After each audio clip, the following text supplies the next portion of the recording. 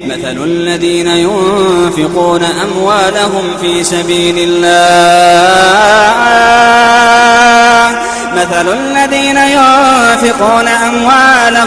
سبيل الله كمثل حبة أنبتت 7 سنابل في كل سنبلة 100 حبة والله يضاعف لمن يشاء والله واسع عليم. الرحمن الرحيم. جمعية ميسر الخيرية في ريف إدلب تشكر الأخوة في مؤسسة مرام الخيرية لتقديمها ثياب بالة شتوية، جزاهم الله عنا كل خير.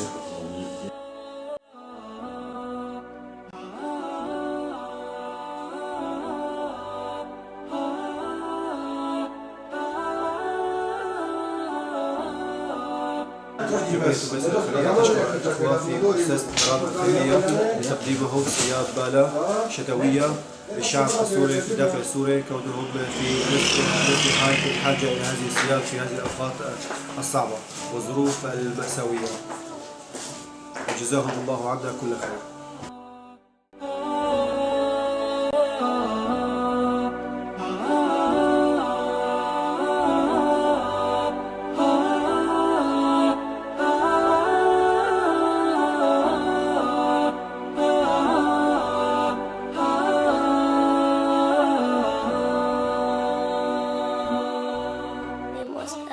مؤسسة مرام الخيرية.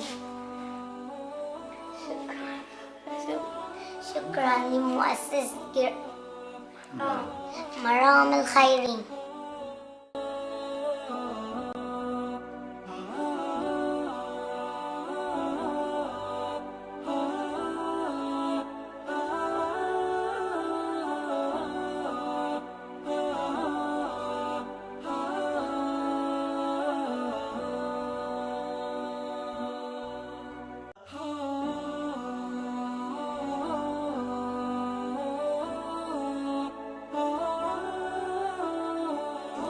نشكر مؤسسة مرام الخيرية على اللباس الشتوي اللي بعثوا لنا اياه، ونحن فعلا بحاجة له، عرفت شلون؟ والله يعطيهم العافية ونشكر.